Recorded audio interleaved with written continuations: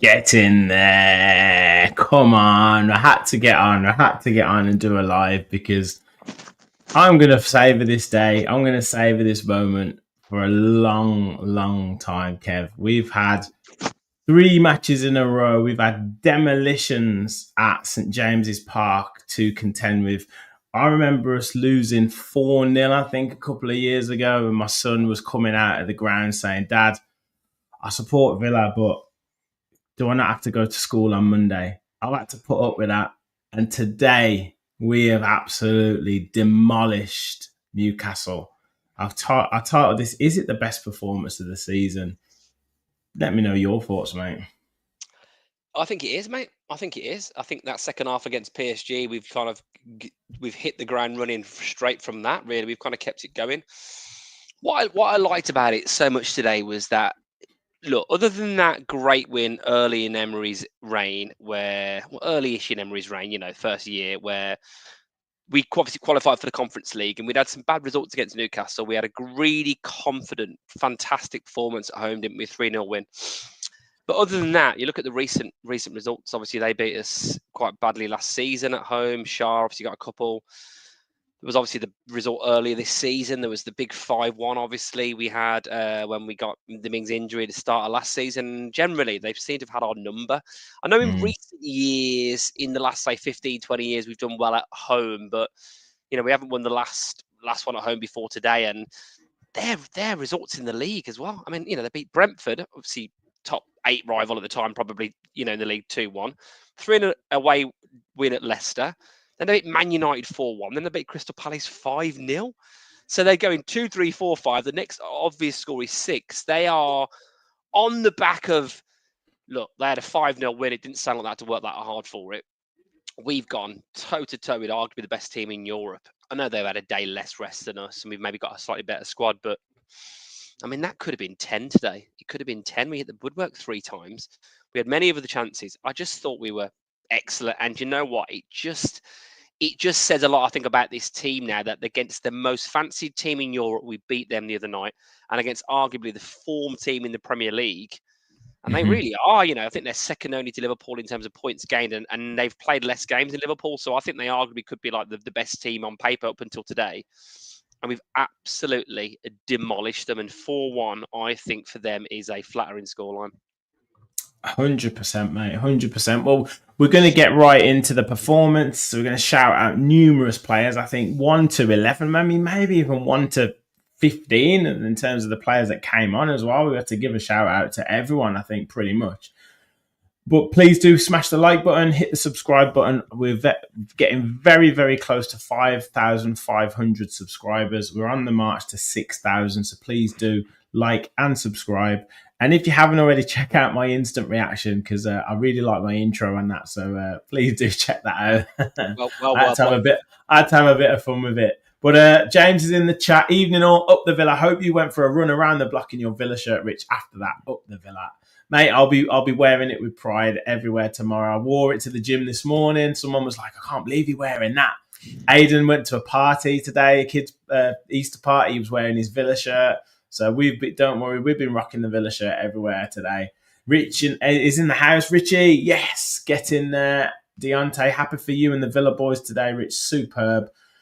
PJJ, so Rich, no more fat belly Geordie's giving it large for a while. No more thin belly Geordie's giving it for a while as well. Marco, great to have you in. Afternoon, lads. Cracking result. Bear in the garden. Controlled and dominant performance. George is in the house. Hi, guys. First time caller. No, you are not. Long time listener. Can you shout out to Eddie, the wheelman up the Villa? Eddie, you are a legend, mate. Absolute legend. and I hope you enjoy this on your drive back, mate. Top man, top man. And they said they had the best midfield in the Premier League.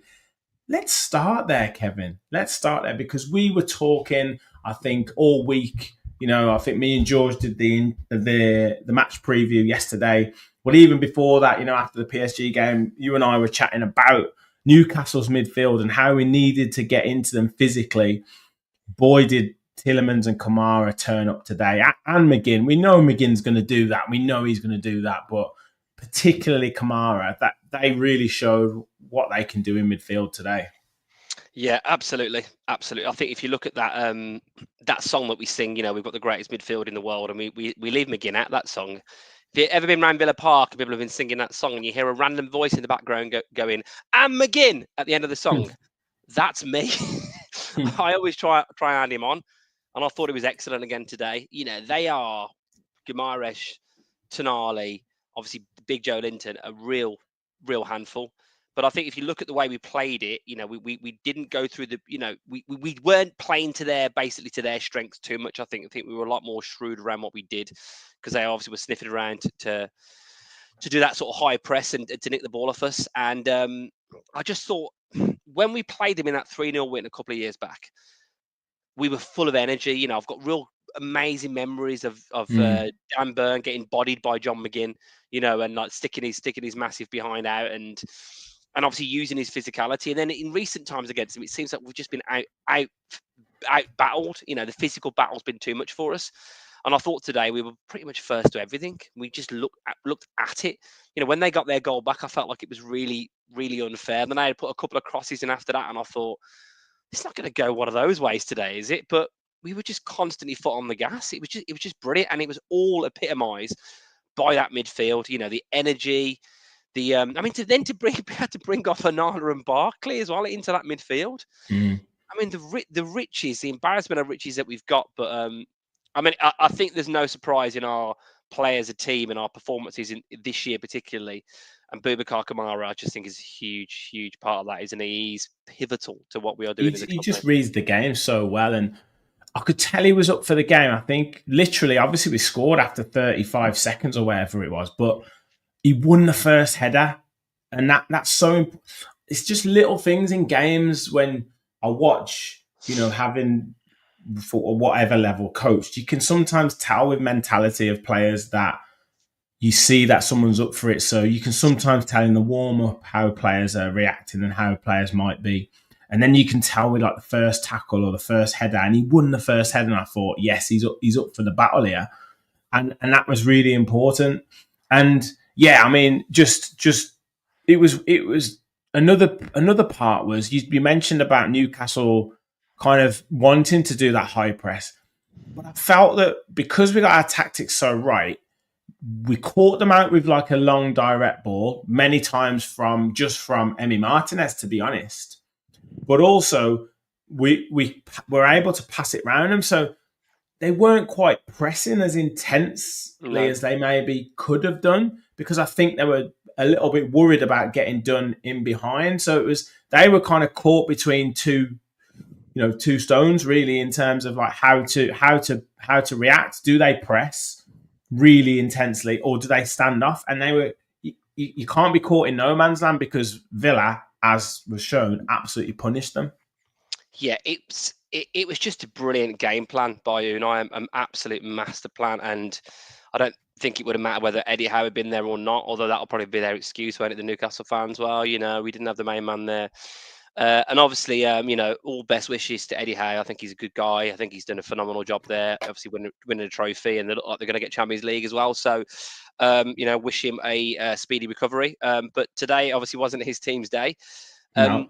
Yeah, I tell you what I love about us as well, and it's still taking me a bit of time to get used to this. I don't mean the passing around the back. I mean, even sometimes the little intricate, small, quick passing in midfield.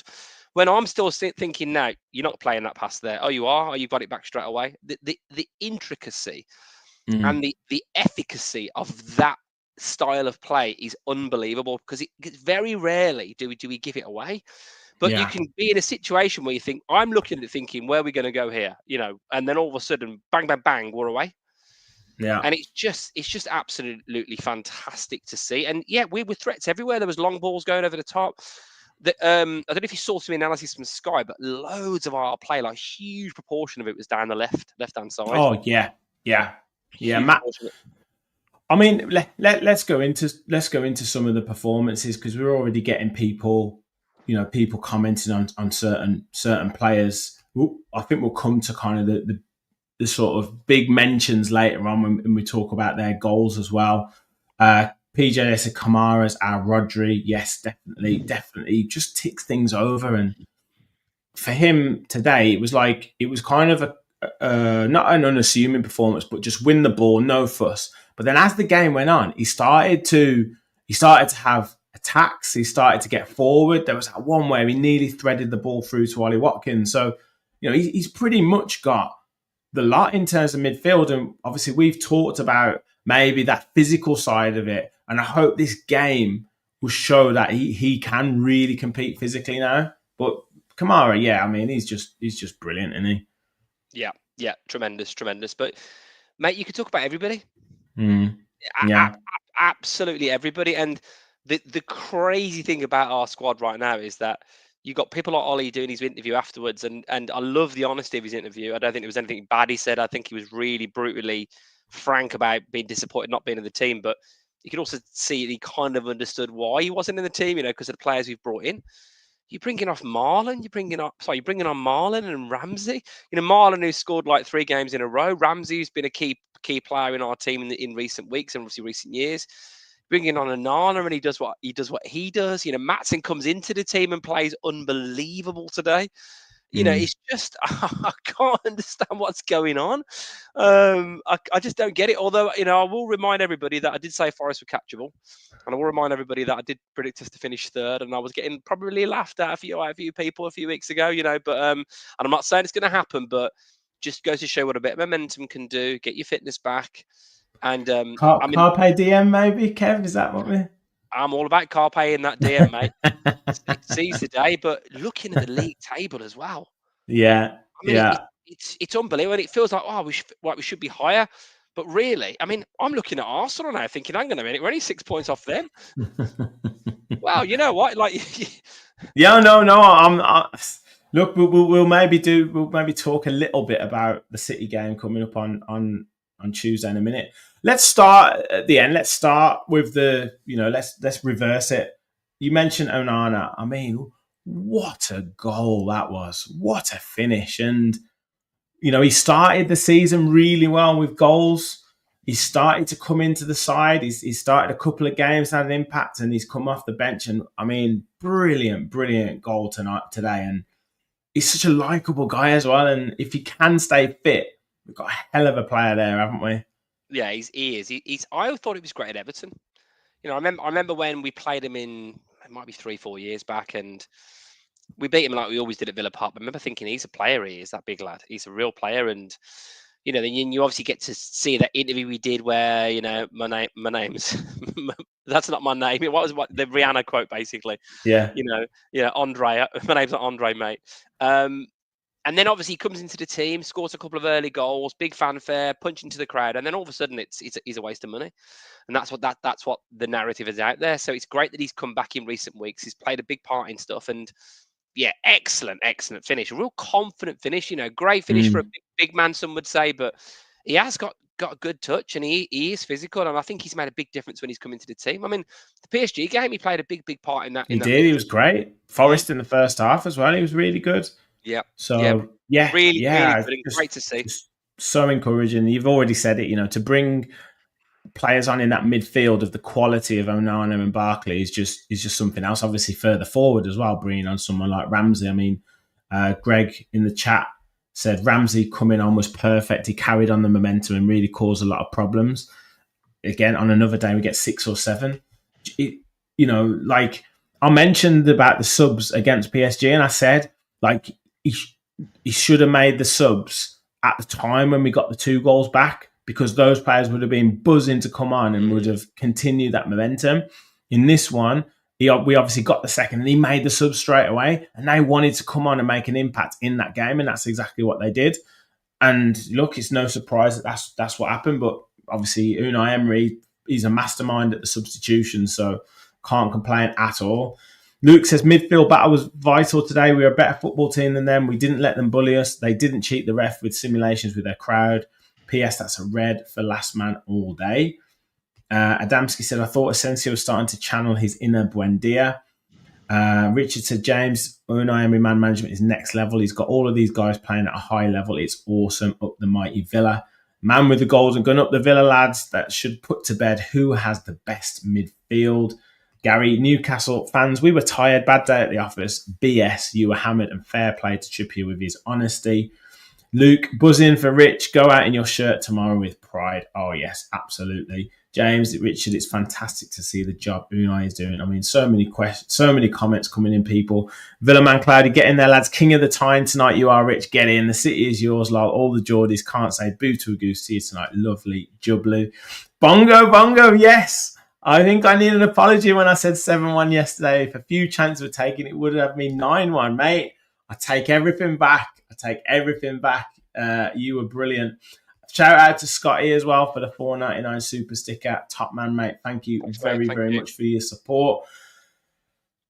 Who else do you want? I mean, let's talk Asensio as well, because he should have scored in the first half, mate. I can't believe he missed that. But there was times in that second half where him and Rodgers were just finding spaces. Like my pet hate is the phrase "pocket of space," but they weren't necessarily finding pockets of space. They were finding like oceans of space. It was ridiculous, but yeah, I mean, just as that game opened up, he played a big part in that, and some of his touches are just he just drifts in and out of the game, but you can never take your eyes off him, can you?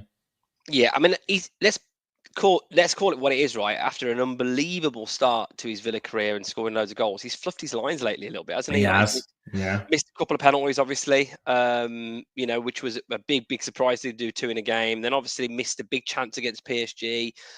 Then he missed that chance in the first half, and I think a few of us are going back to that. Oh, is he another Coutinho? Sort of like thinking. And listen, he's a class act, and you don't realise, I think, until you see him in full tandem flow with with a Yuri, with a Morgan, just the level of quality that he's got.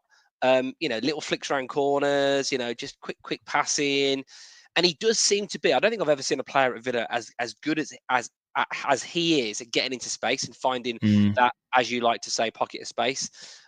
Because he's just brilliant in it. Like his timing of his runs, I think where he holds, where he goes. It's just that level in his head, that extra yard in his head. And he's no slouch, by the way. When you see him chasing after the ball, I think he's quite quick. He's quite quick. I mean, I just like, you look at some of the players that we've got in terms of their body shape and their like physique, and you think Asensio, he just looks like he's turned up. Like, oh, just fancy a game, lads, and then he just pops out with these like moves and passes and just kills the ball dead from like a 60-yard, 70-yard pass. But yeah, he's obviously got wonderful technical ability. And look, sometimes it's not about him receiving the ball or kind of being in the game at all times. It's the attention that he would take away and then allow someone else to have that time and space. So because they might have to concentrate on Asensio, it's like, well, Morgan Rodgers then might pick up the space, or John McGinn. There's so many times where John McGinn got in behind today. And that was because maybe their attention was taken by someone else, being Asensio. Yeah, and the other thing as well is that it says a lot about our squad that you can have players that aren't on it. Watkins hasn't been on it a lot, lately generally, but we haven't really missed it. When Rashford was a bit quiet, we had Asensio popping up. Asensio's been quiet, and all of a sudden you've got Matson and Onana popping up, and Dan Burn doing his bit for us as well. And Watkins has come back, and yeah, it's just like, I just think, you can have players that aren't at it and are out of form a little bit, but it doesn't really hurt the team. Early in the season, again, I feel quite vindicated for the thought process I had, but there's some results are results and you accept it. But it was a combination of freak factors.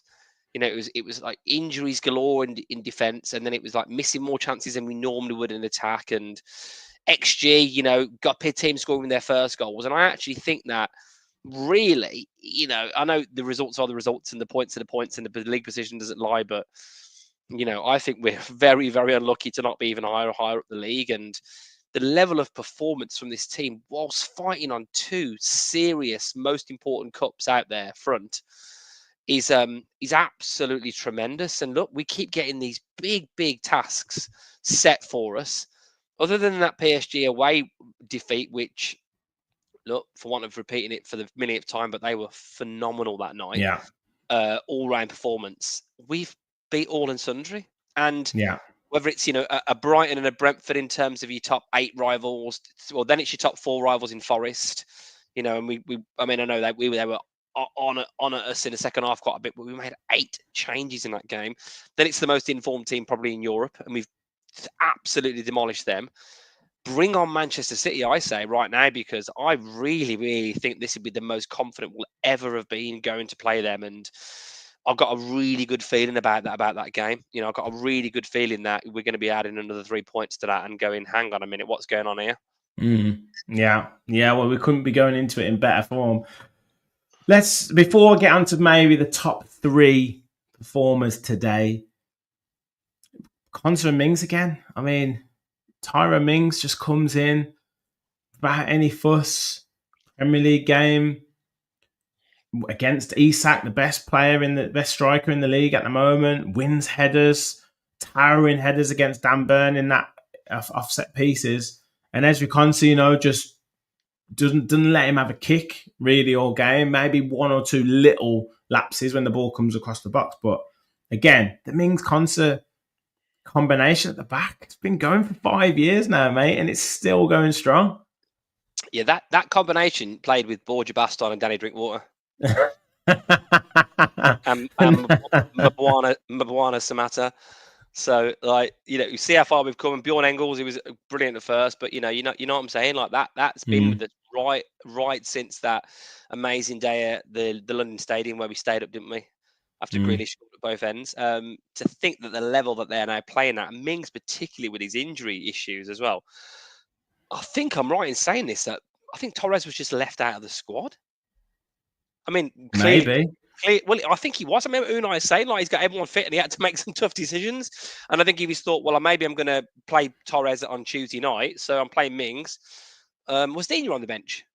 Dino was on the bench. It was Bailey and Torres that missed out. Yeah, Bailey, Torres, and Bogard. If you're young, yeah, I think they were left out of the squad because somebody's got to get left out of the squad.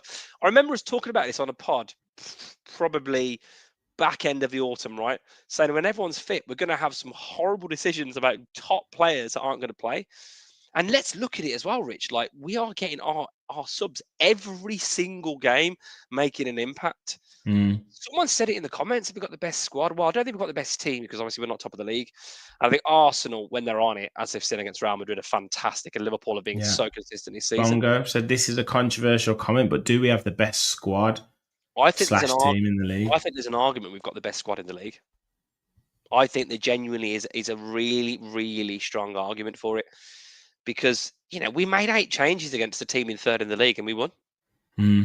We're making changes all the time, and there's no drop off in performance at all. It's just unbelievable.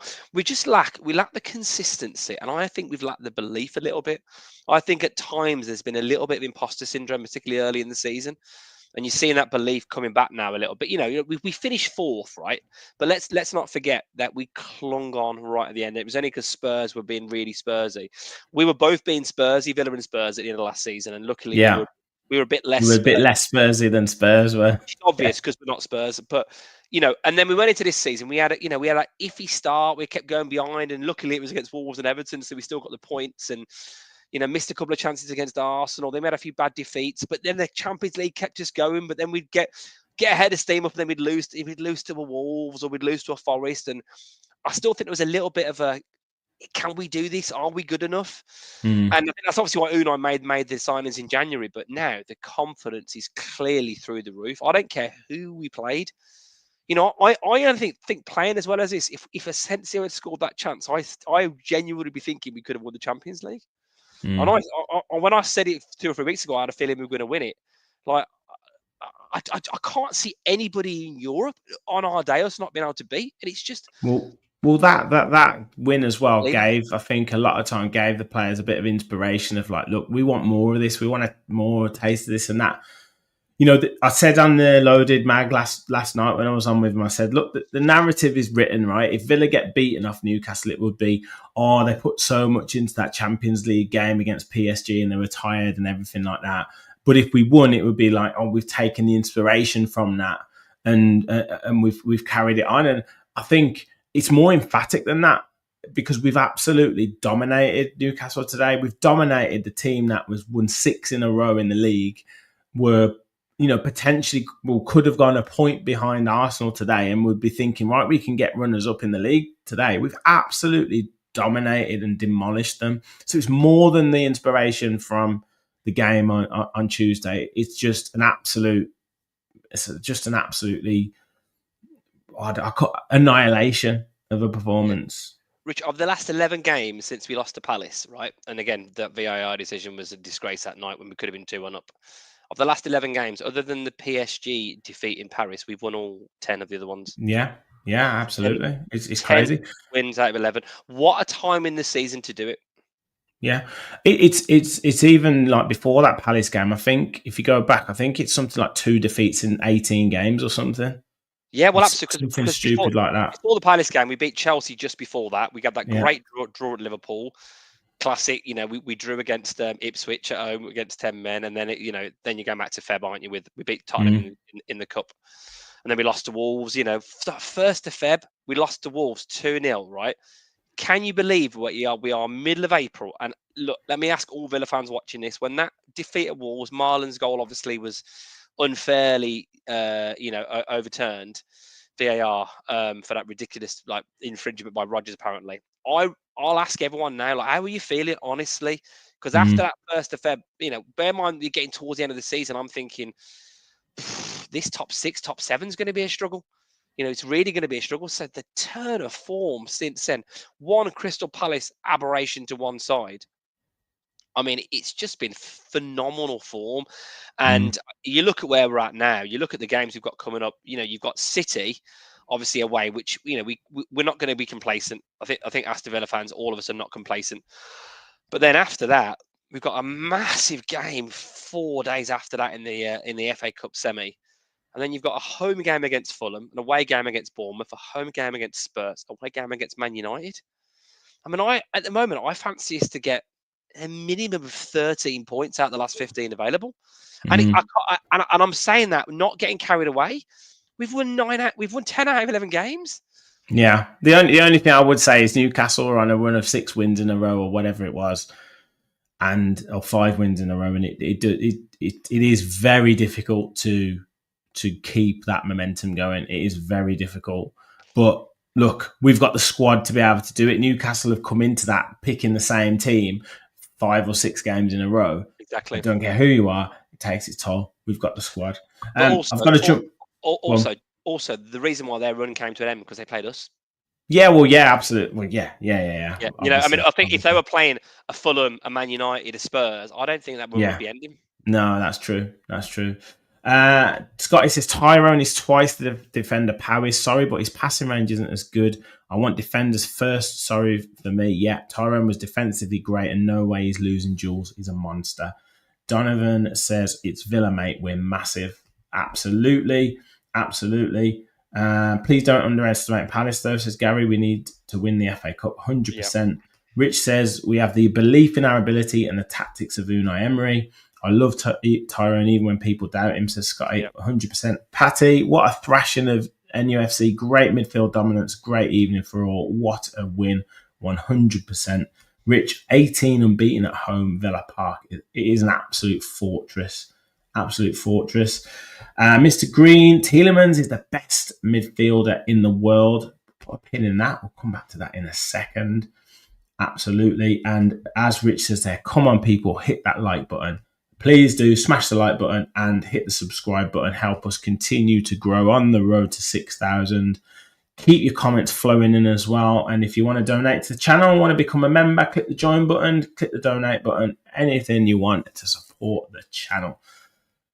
Bruno G still chasing Tielemans' shadow, says Mr. Green as well. Let's talk about Yuri because he has been unbelievable this season, really, but certainly in the last sort of, coinciding with this run since February, really, Yuri Tielemans has been absolutely incredible. We keep saying this guy needs a bit of a rest. We keep saying how many more miles can he do? He plays the defensive midfield role. He plays the box-to-box midfielder role. He plays the attacking midfielder role. He's scoring goals. He's making assists.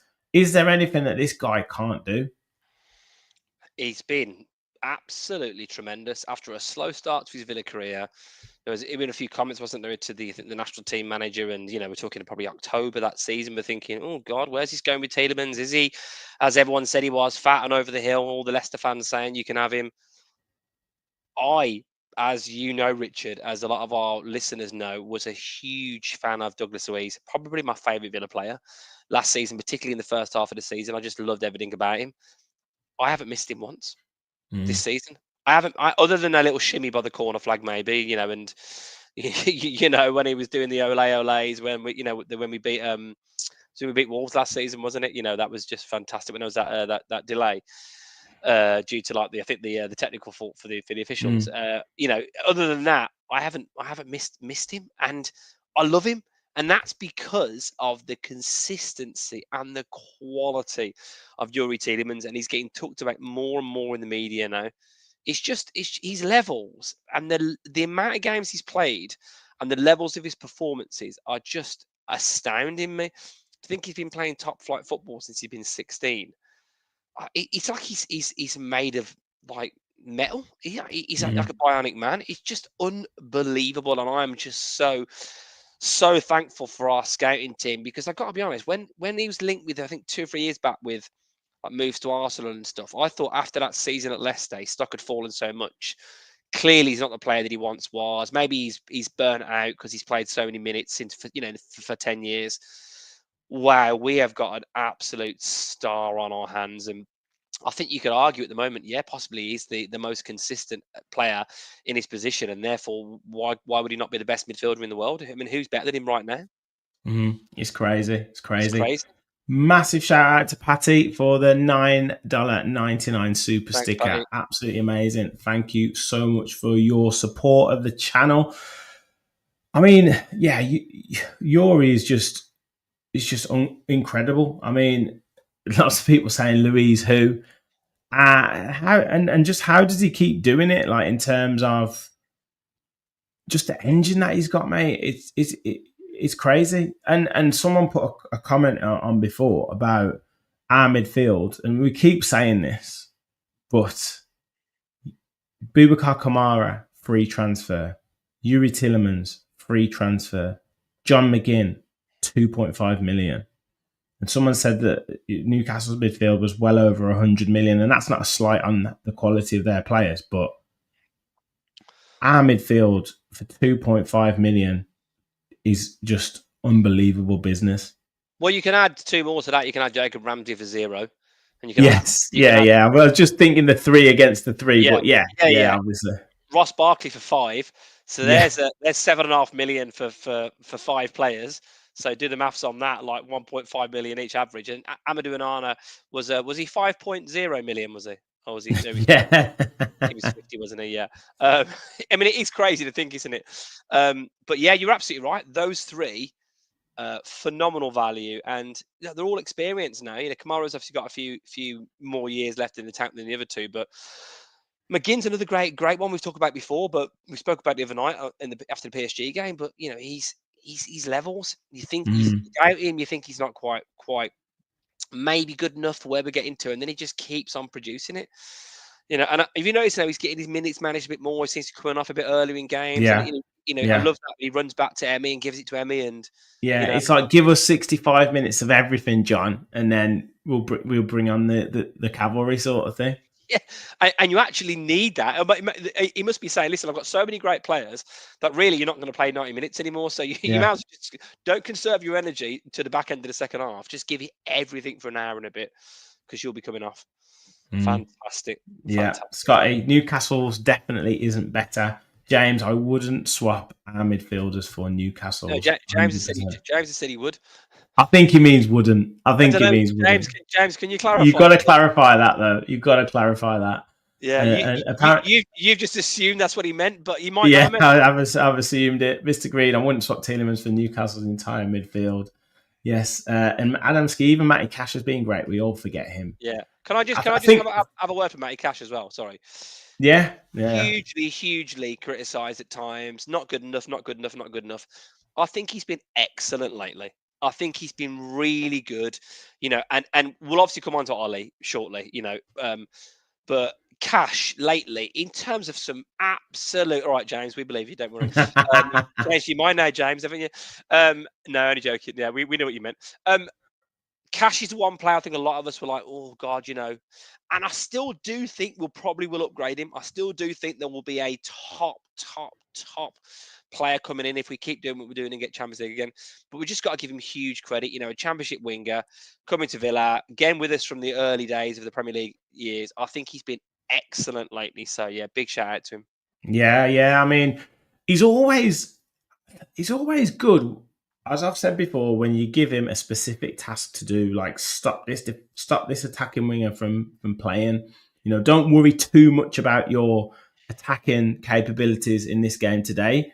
He still got forward at times, but his primary job was to stop Harvey Barnes and then obviously to stop Anthony Gordon when he came on. His primary job on Tuesday was to stop Kvaratskhelia. His primary job against Brighton was to stop Mitoma. And he does it. He does it because he's pretty good at that when you give him one job. It's when you ask him to do like attack and then come back and cover and then do this and then do that. It's like when you give him multiple tasks to do, that's when you can kind of struggle with more than one thing to do. But give him like a job to stop a player from playing. He's pretty good at doing that. And absolute shout out to Matty Cash because he's had some difficult wingers to deal with in the past few weeks, and he's done it very, very, very well. So hats off to him. Well, it's going to have Savinio or Doku probably, isn't he? On yeah. So it doesn't get any easier. Now, one of a player we need to really shout out. I think we're getting probably to the top two performers of today. Ian Matson came in today in place of Luca Dean, and he's steadily got better and better the more games that he's been given, the more kind of chances he's been given. I think it was a great move to put him in today. Jacob Murphy in fine form for Newcastle, needed the pace of Ian Matson, and he absolutely delivered today, not just defensively, but as we know, attacking, scored a fantastic goal, fantastic team goal. And as soon as he got put through from Ollie Watkins, you just knew it was going in the net. And brilliant performance from Ian Matson. Yeah, fantastic. I thought it was excellent today. He's made 25 Premier League appearances, and I've obviously not started them all. 40 appearances in total, so not bad for a bit part player. When you're playing for a team that is going deep into Europe, what did we play in the end in Europe? It was with the Bruges and the PSG games. It was 12 games in the Champions League. Yeah. Think of the Wonga for that as well, everybody. But you're playing that amount of games, playing every game in the FA Cup so far, a couple of Carabao Cup games. You're going to get a lot of games in this squad, and he's had to bide his time. Why has he had to bide his time? Because Luca Digne has been so good. Talking about Cash, Garcia's been really good, hasn't he? And he's having to, he's not playing as much as he'd like to. And Nana looks like he's back to really good form, but he's not starting matches. Rashford, Watkins, you go through the team. Marlon could have started today. A lot of us thought he would, but the players around are doing really well. Torres, Mings, you get what I'm saying. Where's Disasi? We haven't seen him for ages. He was brilliant. Yeah. This is the squad we're in, and Matson is a perfect example of someone that to be patient. But this is still the guy that got to the Champions League final and was in the Champions League team of the season. He's absolutely brilliant. I thought he was defensively great. I thought he was offensively, wow. I thought he was just brilliant. When he saw the space and he galloped into it, there's not many left backs in the league that can do that. And then to finish with a plum like he did, great finish. Called it good word that a plum. I don't use that enough. I made a cup of coffee with a plum this morning. Yeah, there you go. Get that on my dating profile. Yeah. I just love it. The crispness of the strike. Pope had no chance, and I loved his reaction. It was his first Premier League goal, wasn't it?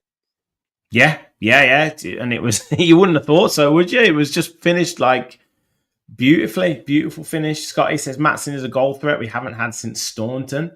Lena says amazing today. Yeah, 100%. He's only 23, says Mr. Green. And Onana's only 23 as well. That's another crazy thing.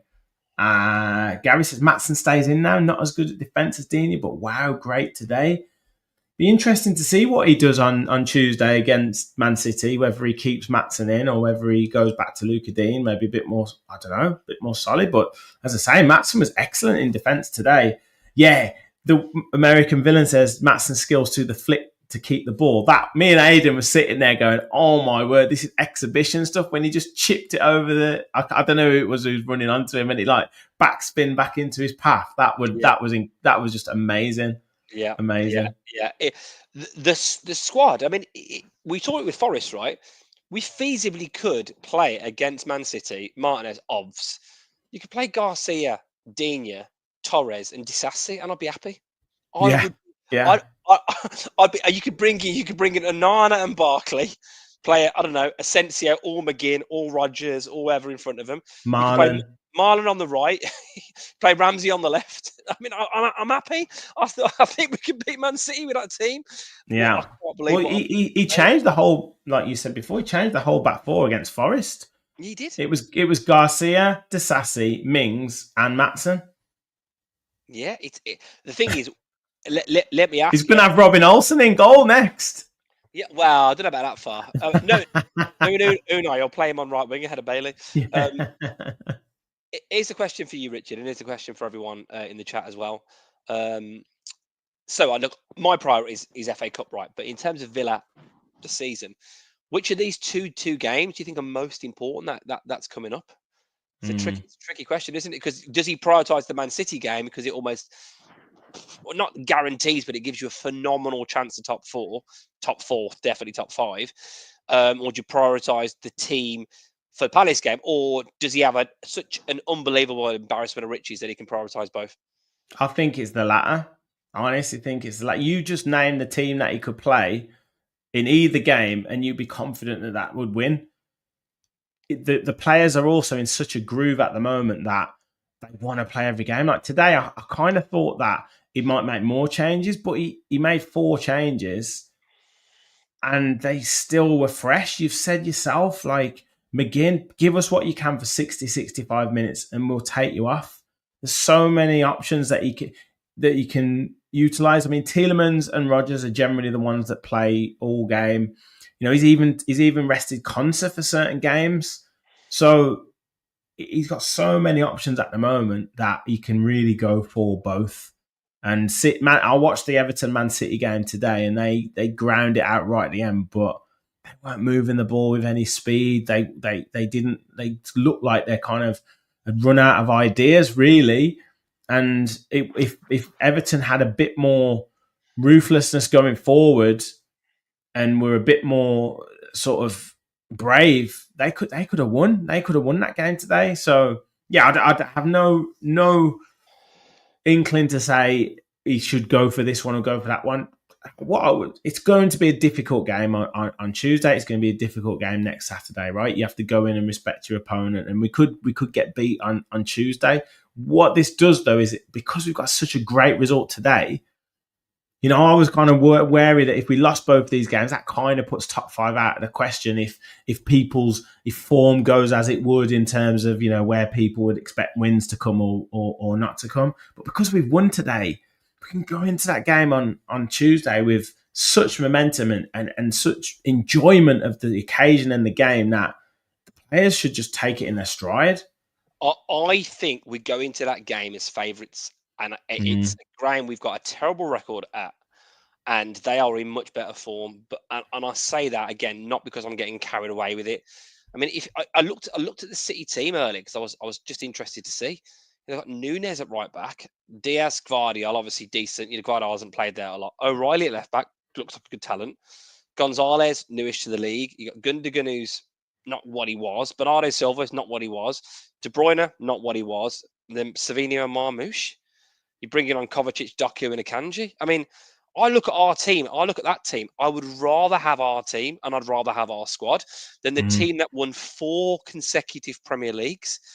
And we go there absolutely flying. I know they've won some games, but they've still been a bit unconvincing. We go there knowing we've beat them twice in a row.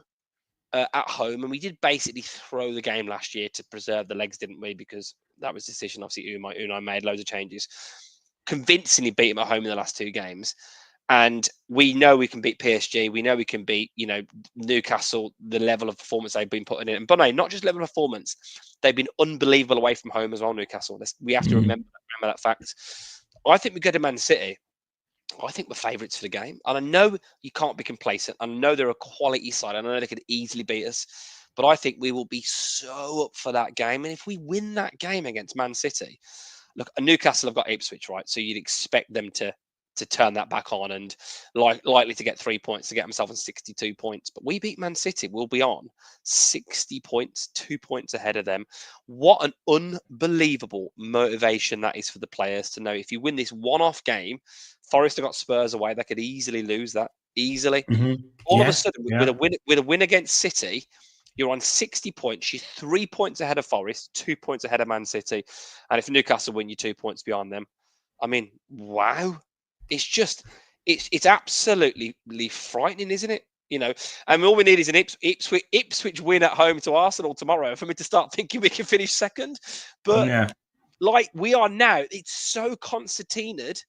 Look, it could all crumble, but I am unbelievable. We're in the best position that we could be. Patty said we can't let this win go to our head. We need the next game full on force, take nothing for granted. And I'm sure Unai will be saying that to the players. Yeah, fans we can. I certainly has to me tonight. I'm just basking in it. I was quiet all week with my WhatsApp groups with my Geordie mates. I just stayed quiet. They were all saying it's going to be a walk in the park, especially after they won 5-0 the other night. And just let it lie. I just didn't say anything. I was on loaded mag last night and I purposely didn't make any calls. I was like, I don't want to get clipped up. I'm not going to say anything. Just said, we know we've got a good squad. We know we can play. I know exactly how we can play. And I said we win 3-2, but in my mind, I thought there would be a lot that the players would be burning from that Boxing Day defeat, last season's 3-1 defeat. And I thought if we could compete with them physically, then our football and our squad would show. And that's exactly what happened. And I'm so, so happy. Mark says, what a result, buzzing for that performance up the Villa. Let's just talk final player. And he deserves an absolute huge, huge shout out. All the chat has been, he's lost his place to Rashford and this and that. And he's going to be out on his way in the summer and all this stuff. What a masterful performance from our man, Ollie Watkins. Goes level on goals now with Gabby Agbonlahor for the record goal scorer. Was so close to getting the record today. Hit the post twice. Ran Shah and Danton absolutely ragged all game. Wonderful, wonderful centre-forward performance from Ollie Watkins today. Yeah, and you've got to give huge credit to Unai Emery because I don't think that it cost us against PSG Watkins not being on the pitch because I thought Rashford was certainly proved his worth. But what you've got now because of this situation is the most tenacious, hungry version of Ollie Watkins I've probably seen in a long time. I mean, he was good when he came on against Southampton, right? But when you go back to those games, remember that Brighton game when he got a hat-trick and that Newcastle game when we beat him 3-0 and just the level of like bullying of defenders, he was absolutely at it from the start. And you could tell when he was coming deep and he was doing what he used to do really well. Like he was holding the ball up so well, linking play, getting shots off. There was one I think you did when he kind of scuffed it wide and I've seen him score from that angle quite a few times. From that side on the left against Arsenal, from that side on the right against Chelsea. So he doesn't mind a wide shot. The one that hit the bar, ball, the angle, whatever it was just a phenomenal strike. He looked so up for it. He didn't give two of the most informed centre-backs in the league a rest. And I'm actually really gutted for him that he didn't get a chance to break that record in front of the Villa Park fans, I back him in the form he's at to score. What's crazy, though? I don't even know if he's going to play on Tuesday. Yeah. It might have been Rashford was rested to play on Tuesday night because of his pace. But I don't care. Like, I think Villa fans, we've got to get out of this mode of if someone doesn't play or if someone's this, then they're out of the reckoning. We've got to get out of this now. Like, we're a big enough squad to deal with it. Players players, yes, all players are going to be pissed off if they're not starting. That is the life of a professional footballer. That's why they're so competitive, and that's exactly why they are where they are. But a manager wants all of the options available to him, and he's picking the team to win the game. It's not about like whether someone's not starting. That's just a story that's created by the press, you know, to make a talking point. You know, yeah, Ollie Watkins is going to be disappointed he's not starting. Well, yeah, of course he's a professional footballer. Why wouldn't he be? It doesn't mean he's going to leave at the end of the season. Like, why do we have to? Why is it that when someone's not starting that they all of a sudden have to leave the club? Like, Exactly. It's about winning games. And if you're trying to build a squad, then the reality is that you are gonna, if you're gonna use that squad properly, then you are gonna have to not play every player in every game. You know, that's why you're gonna have a couple of. Is Phil Foden going to leave? But is Phil Foden going to leave Manchester City because Pep Guardiola doesn't play him? Perfect example, and it's seen by other managers in the past. Look at Fergie when he used to do it. It's seen as being fantastic management. You're utilising the squad well as you go deep in the season, and sometimes Jason Park's going to play, and sometimes it'd be Darren Fletcher, and sometimes it'd be Rafael De Silva, whatever. You know, and this is the way it's going to be. But yeah, it feels like for a team like Villa, well, these players are going to get unhappy if they're playing really well. They're going to go elsewhere. They're playing at the top of their game, at the top of the Premier League. They're playing in European competitions, but not just European competitions, the most premier one. We've gone deep in the FA Cup. What an opportunity that is, by the way, against Palace. Why would anybody want to go anywhere else? And I know we've made this point in this pod many times before, but I would truly believe it. Why would anybody want to leave Villa? Where are you going to go to? Would you go from Villa to Man City now? Unless you were a bit part player and you got offered an amazing contract and you're all about the cash. Like, which Premier League team are you leaving Villa for now? Why would you? Why would you? Unless it's a big, like, you know, a Real or a Barca or an Atletico maybe for Martinez in a year or two, whatever, or Watkins gets a chance for a big kind of like final move maybe, and because maybe he's not part of the plans that Emery wants moving forward, and maybe it's on our terms, and he goes to a Liverpool or an Arsenal, and then FFP works out well for us. But really, we are in the most phenomenal position we've ever been in. You know, you think about how great it was under O'Neill for a bit, right? And yet we still knew the Barrys and the Downings and the Youngs were likely to go to a bigger team because we were limited to what we could do. We have to pinch ourselves, Villa fans, because, you know, a slightly topsy-turvy season, and we've said about this game after game after game coming up, which is pivotal for us. We've not managed to get over the line against PSG, but what unbelievable pride we've had watching the team go toe-to-toe to them. And we're just beating all and sundry in the Premier League now. And that won't go on forever. You know, there's a good chance you could lose to a Fulham or a Spurs, whatever. But you've got to give huge credit to these players and to this team. And Watkins is the one, to go back to him, where, you know, he's been massively maligned.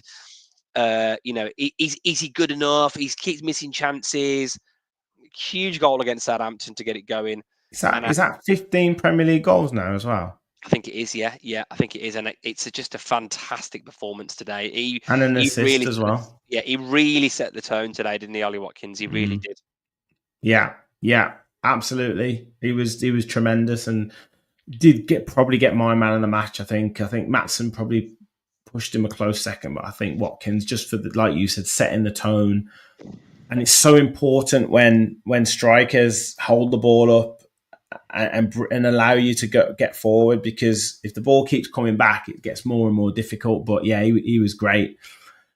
Let's just have a little look at the table, because lots of people have talked, and you've mentioned it before, about kind of the goal difference and you know where we are in the league, and you know that was 3 goals today. I mean, it could have been more, probably should have been more, but +6 now. What, we're 7? Is that 7 goals behind Forest? If they get beat off Spurs, you know, it's been known for Tottenham to get a big win.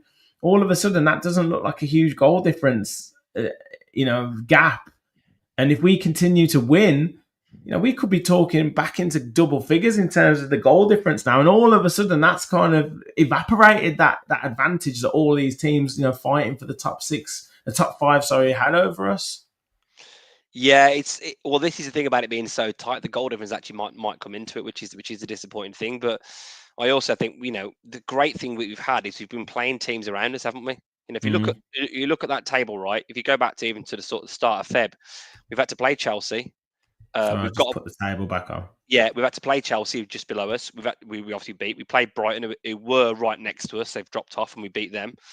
We've had to play Forest. We've had to play Newcastle. We know how those went. We got a good draw against Liverpool, and we've got Man City coming up, and obviously Fulham coming up. So you're playing against everybody around you, and what a great opportunity, because if you play the teams around you, you can take points off them whilst gaining points yourself. We've won the last 5 in a row in the Premier League. I mean, that form there, if you look at it now, snapshot is the best in the league, mate. It is. It is. It's just fantastic. Absolutely fantastic. But yeah, I think Forest could win at Spurs, don't get me wrong. But like, if they do get beat, 2 or 3 goals, then all of a sudden that becomes +10, Villa +6. We get the win against Man City, that becomes maybe +7, +8.